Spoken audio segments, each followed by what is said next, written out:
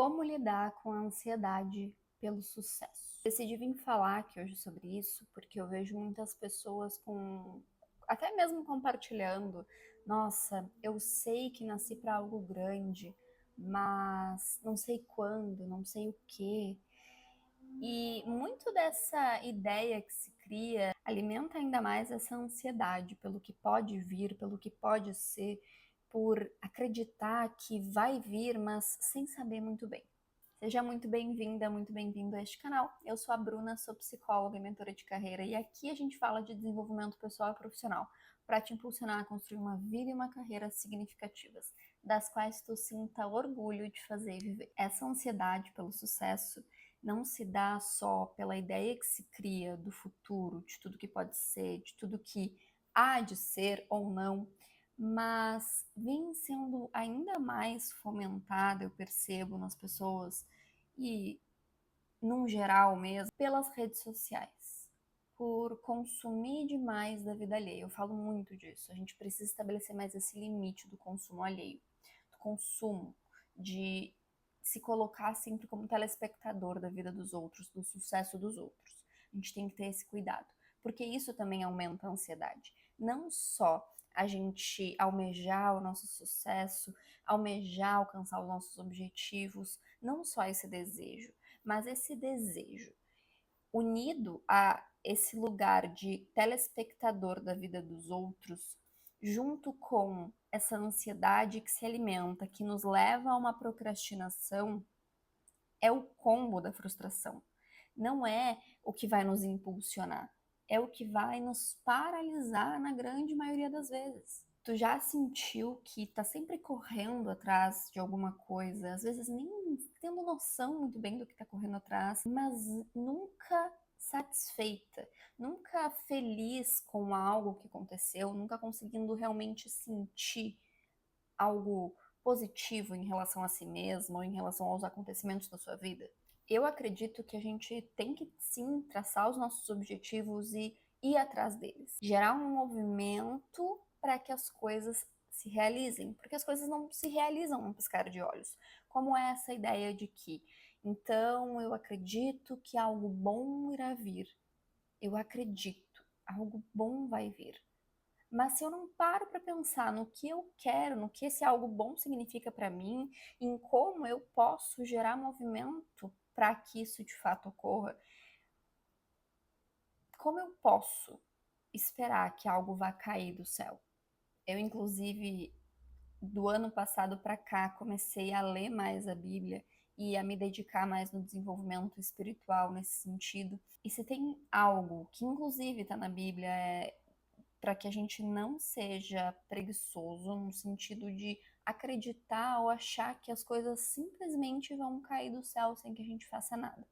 Como, por exemplo, esperar ter saúde se a gente não cuida da nossa saúde, esperar ter saúde se a gente não cuida da nossa alimentação, esperar os resultados sem estar colhendo, sem estar plantando esses resultados.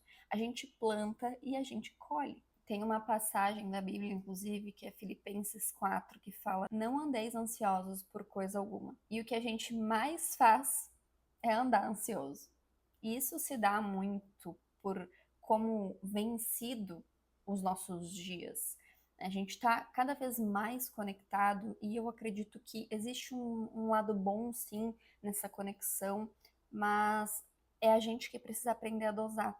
Porque ao mesmo tempo que é bom, pode ser muito prejudicial, inclusive para as nossas conquistas, para os nossos objetivos, para a construção da nossa vida e da nossa carreira. Porque se a gente vive se colocando nesse lugar de telespectador e de esperar que algo vá acontecer, o resultado é frustração. E por que que a gente sente tanto dessa ansiedade? Muito por essa comparação, por achar que está ficando para trás. É aquela coisa, então, um ciclo que a gente mesmo cria de consumir a vida alheia, se comparar, acreditar que está ficando para trás e seguir nesse mesmo ciclo repetidas vezes. A crença também de que a gente precisa alcançar um certo nível, afinal, o nosso valor depende disso, quando na verdade o nosso valor não depende do quanto a gente conquista ou de onde a gente chegou.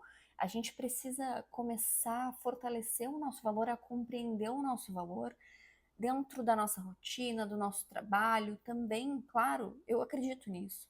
Mas o nosso valor não está nisso. Não está no quanto a gente entrega, não está no quanto a gente faz. A gente precisa fazer, a gente precisa ter resultado. Mas o nosso valor não está nisso. É como se então eu acreditasse que, bom, eu tive um fracasso na minha vida, então eu sou um fracasso. Não é assim que funciona. Mas quando a gente começa a criar essa ideia, a alimentar esse ciclo, tanto de procrastinação quanto dessa ansiedade em relação ao futuro, em relação ao que ainda não conquistamos, é isso que a gente alimenta. É essa ideia que a gente alimenta, de que o nosso valor está totalmente relacionado ao nosso desempenho ou à falta dele. Uma outra grande razão por trás disso é a falsa ideia de que sucesso é igual a felicidade instantânea. E de que ao alcançar aquele grande objetivo que eu coloquei lá na frente, que eu espero, eu vou ser feliz. E é acreditar que é só lá, naquele lugar, que a felicidade está. Acreditar nisso alimenta ainda mais essa ansiedade aqui, no presente. E a ansiedade pelo futuro. Que nos leva a não viver no presente, a não trazer consciência para o presente, para o que a gente pode fazer, para o que a gente tem feito e a apreciar de fato o que a gente já pode colher aqui, o que a gente já tem para tanto apreciar quanto para construir de fato, é valorizar o processo da construção. Para que a gente comece a ter mudanças efetivas dentro disso, é importante que primeiro a gente faça uma limitação desse consumo, como eu já falei e falo muitas vezes e vou seguir falando. A gente precisa dosar mais o nosso consumo, construir um bom filtro nesse consumo, nessa produção aqui nesse espaço, para que seja feito de maneira consciente. Então, é limitar quem eu consumo, por que eu consumo e quanto tempo eu passo consumindo. É focar também mais no processo e não tanto no resultado. O que isso significa? Que resultados não importam? Não, resultados importam e a gente precisa também ter essa noção estratégica para compreender o que a gente tem feito, se tem nos levado, nos direcionado a um resultado ou não, se é um resultado alinhado ao que a gente quer ou não. Mas se eu coloco todo o meu foco, a minha expectativa, toda a minha esperança no resultado, eu não me permito viver, eu não aprecio a minha vida, eu não faço nada de produtivo que eu digo para o meu futuro mesmo, porque tudo que eu posso fazer está aqui no presente. Tudo que eu posso fazer só pode ser feito no presente. E um outro ponto muito importante é ter a noção mais clara da minha definição de sucesso, da tua definição de sucesso, para que a gente essa parte, essa definição faz parte dessa construção desse filtro, porque a gente passa a aprender que isso faz sentido para mim e isso não faz sentido para mim. Então, eu posso consumir esses conteúdos e compreender que acho que isso aqui não faz sentido para mim, porque eu tenho clara essa noção do que é a minha definição de sucesso, do que eu quero para mim, e eu direciono os meus comportamentos para essa definição e não fico olhando o que está fazendo mais sentido para outras pessoas e pulando de galho em galho para entender que isso não é para mim ou isso não é para mim e alimentando essa frustração e essa ansiedade pelo futuro. E a gente cria essas estratégias para amenizar essa ansiedade aqui no presente também. Então, é olhando para a nossa rotina, para o que precisa ser ajustado, é criando rituais de bem-estar, é tendo tempo para a gente, tendo tempo para o nosso desenvolvimento e apreciando e estando presente. Práticas de mindfulness, em que a gente realmente se coloca no momento presente, boa qualidade de sono, a nossa alimentação, uma prática de atividade física que reduz os nossos níveis de ansiedade, é definir também metas realistas. Não é definir metas a partir do que foi te dito que deve ser definido. Ah, então se a fulana vai fazer essa meta, eu vou pegar essa meta para mim também. É uma coisa tão superficial que acaba sendo feito às vezes, e eu já vi muitas pessoas com essas ideias.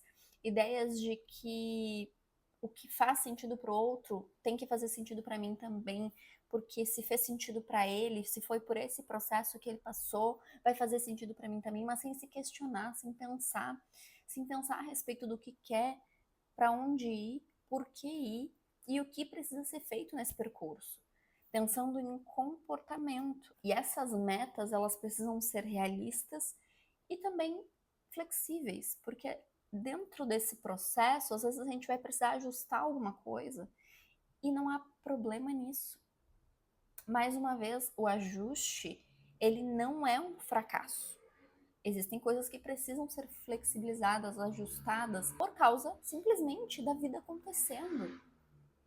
E a gente tomar consciência disso, aceitar isso, faz parte desse processo. E o que eu quero te instigar a pensar mais saindo aqui desse vídeo é do que é sucesso para ti de fato.